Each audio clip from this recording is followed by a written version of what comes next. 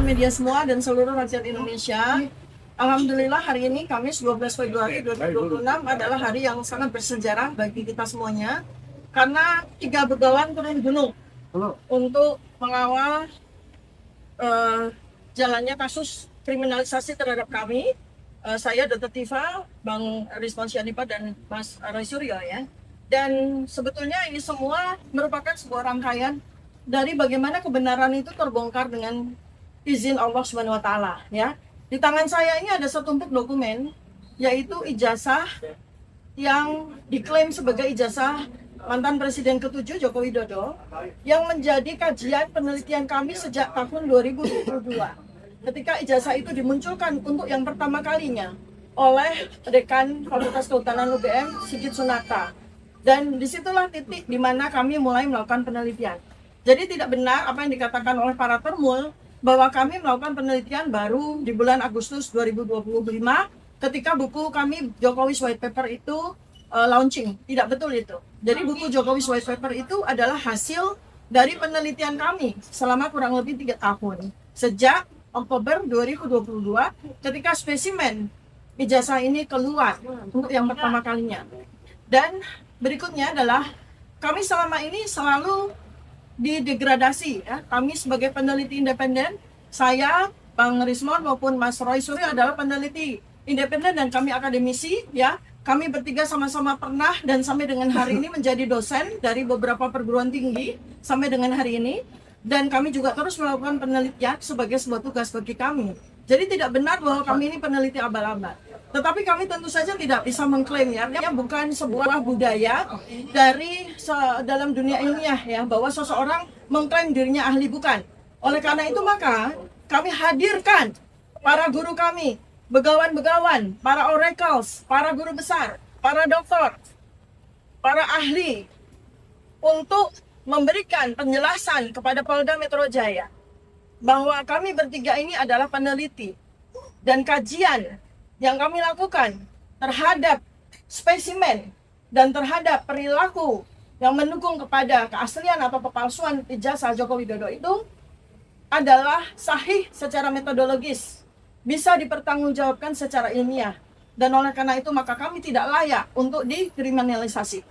Nah, kami bertiga hari ini, alhamdulillah ada 3 begawan ya yang sudah hadir saat ini, ada 2, yaitu Bapak Komjen, Bapak Jenderal, guru saya, guru kami, Ugroseno, yang selama ini menjadi kawan diskusi, menjadi tempat kami bertanya tentang hukum acara pidana. Jadi beliau nanti akan memberikan penjelasan ya berdasarkan keahlian beliau hukum acara pidana. Dan berikutnya lagi adalah begawan, budayawan, ilmuwan, peneliti LIPI ya selama puluhan tahun dan bahkan jadi sejawat saya di Universitas Indonesia ya, belasan tahun, puluhan tahun beliau menjadi peneliti, menjadi dosen. Dan beliau ini sudah sangat kenal bagaimana narasi-narasi beliau dan bagaimana hasil-hasil penelitian beliau, bagaimana beliau ini menjadi rujukan selama ini ya terhadap berbagai macam hal yang bersifat keilmiahan, kebudayaan, dan termasuk bagian dari sini adalah bagaimana kita nanti akan menegakkan, bagaimana nanti kita akan bersama memulihkan dan memutihkan sejarah yang selama 10 tahun ini dibuat kelam oleh 1 orang saja. Demikian yang bisa saya sampaikan. Ini Bung Refli ini kan kawan dekat, jadi banyak berguru. Jangan ada yang menulis kata termul untuk saya. Itu sangat tidak apa namanya, bukan soal apa, tidak menggambarkan kebenaran. Saya seorang ilmuwan yang mendukung Jokowi itu karena idealisme saya, dan berjuta-juta kaum ilmuwan mendukung. Tapi berjuta-juta itu kan tertipu, ya biasa saja kita tertipu itu gak apa-apa. Ketika tertipu kita tidak lagi mendukung. Idealisme kita itu tidak bisa dijalankan oleh dia. Gagasan-gagasan dari dia, bahwa dia itu orang kampung, bahwa dia itu orang kelas bawah, bahwa dia itu tidak korup, itu ternyata tidak bisa dipanggul. Jadi saya tidak pernah menjadi termul, karena termul itu kan orang bayaran toh. Masa aku dibayar ya media atau Enggak pernah. Benar tuh pelihara. Para ilmuwan itu semuanya tidak ada yang mendapat uang rokok. Rokok saja nggak dapat. Nah, sekarang itu deklarasi tingkat awal. Yang kedua, saya hadir di sini sebagai orang yang akan menjelaskan dunia keilmuan dalam bidang kebudayaan. Nah, yang dijelaskan itu metodologi penelitian. Itu akan saya gambarkan mulai dari datangnya inspirasi meneliti, sampai merumuskan proposal, sampai merumuskan instrumen penelitian. Instrumen penelitian ada dengan wawancara, ada dengan studi dokumen archive research, ada yang studi studi media. Studi media itu ada penting, itu bukan media berita pada umumnya, tapi itu kalau media menuliskan investigatif jurnalisme atau investigatif report. Kalau report semacam itu bisa menjadi bahan penelitian. Itu spesifik. Jadi ada metode-metode yang diikuti, ada metode yang diikuti, dan ada instrumen-instrumen yang mendukung metode itu. Itu begitu rupa sampai pada suatu pernyataan, wah, data kita belum lengkap, maka kita harus melakukan, misalnya tadi kita mulai dari wawancara, ya wawancara ulang, itu check and recheck.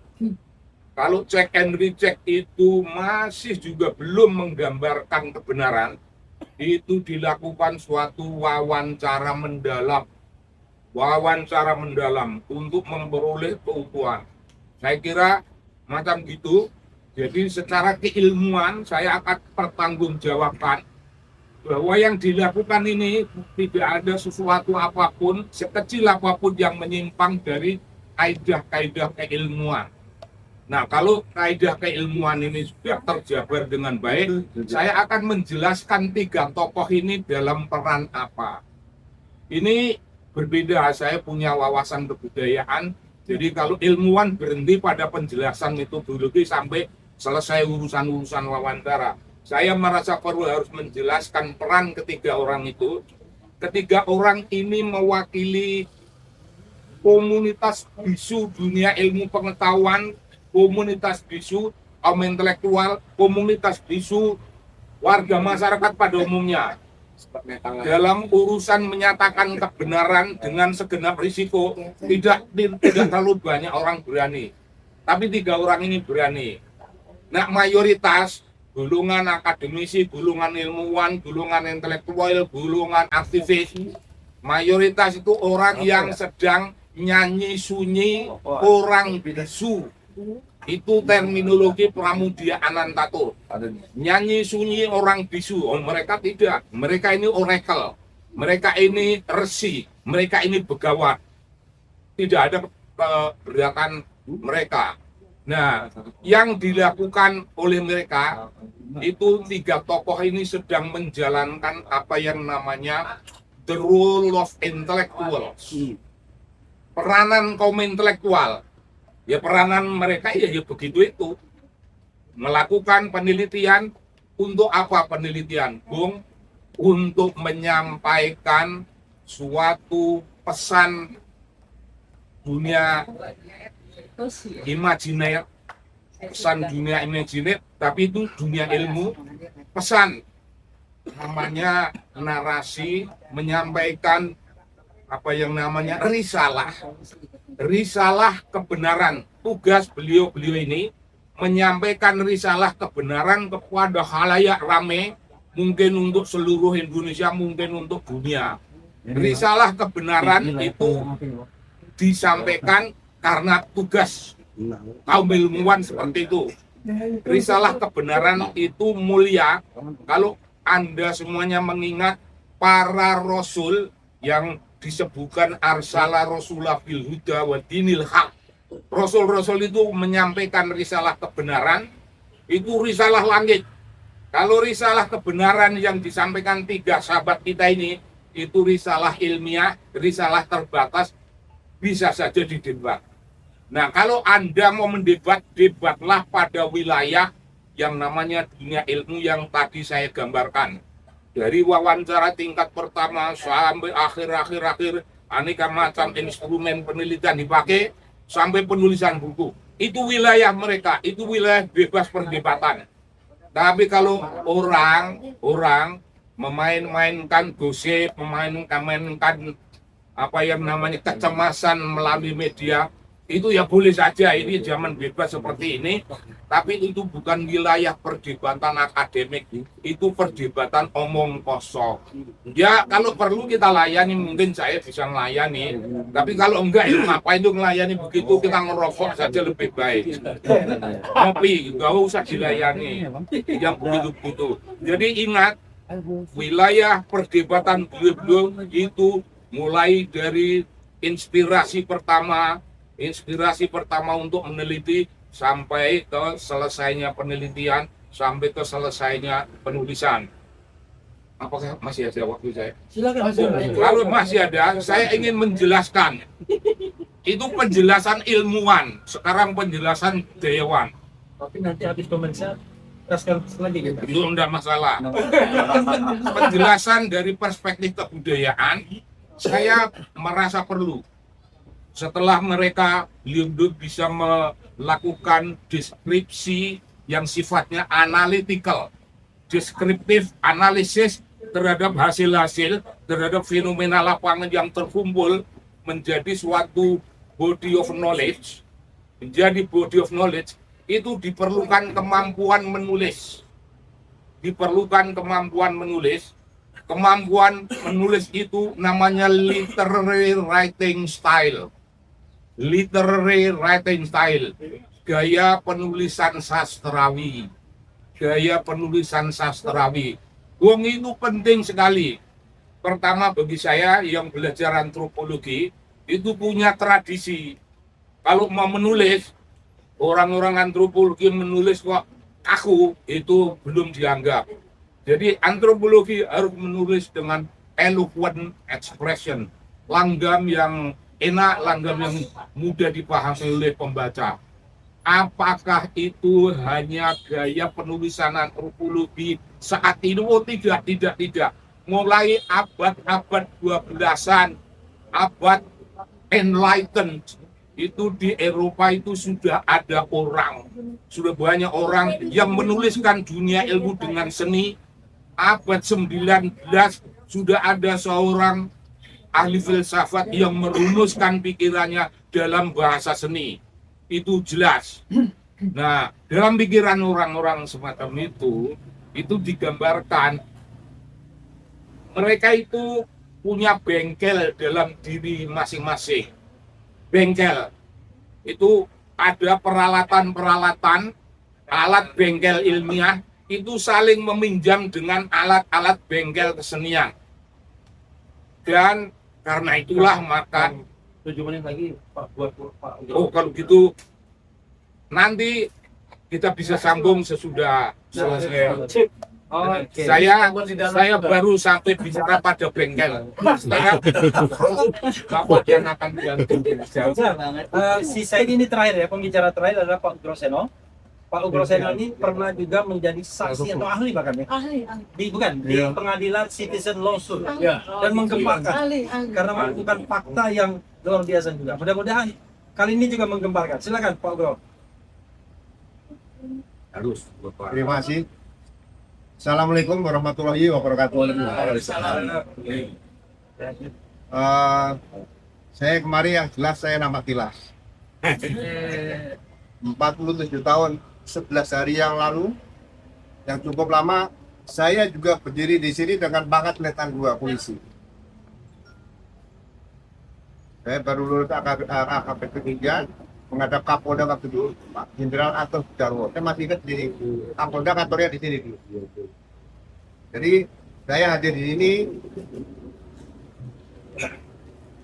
akan memberikan peran saya sebagai bayangkara tua, abdi negara, utama dari negara dan bangsa, tidak boleh berhenti untuk mengikuti perkembangan institusinya. Bayangkara tua itu berhenti melihat institusinya pada saat dimakamkan di Taman Makam Pahlawan atau Taman Makam Gambia. Jadi kalau kondisi Polri sekarang ini tidak kita perhatikan selama kita masih hidup, berarti kita mengingkari diri kita, Bayangkara, sebagai insan Tribrata dan Tanto Prastia. Saya akan memberikan keterangan nanti berkaitan dengan pekerjaan, pengalaman saya, pengabdian saya selama 35 tahun 2 bulan di Kepolisian Negara Republik Indonesia. Mudah-mudahan Polri yang saya cintai dan dicintai masyarakat seluruhnya akan tetap tegak berdiri sesuai dengan apa yang dipakai ditutup kepala seluruh anggota Polri, yaitu insan Rastra Sewa Kotama, abdi utama daripada Nusa dan Bangsa. Itu saja, mudah-mudahan nanti bisa kita berikan setelah saya nak melakukan memberikan keterangan di depan para penyidik. Terima kasih. Bapak sampaikan Bapak yang menyampaikan terkait kuhap. Nah, berdasarkan tersangka itu terhadap 3 orang ini sudah sesuai. Bapak Ya, nanti saya berikan setelah keluar dari ruangan penyidikan nanti, pasti akan saya berikan. Nanti saya nggak jadi periksa kalau saya berikan di sini. Ya, kawan-kawan semua itu tadi keterangan sementara ya dari para ahli kita. Profesor Din Samsudin sebenarnya sudah hadir, tetapi beliau mengatakan setelah break nanti beliau akan memberikan keterangan. Termasuk juga Pak Sobari dan kemudian Jenderal Kugro. Ya, terima kasih. Wassalamualaikum warahmatullahi wabarakatuh.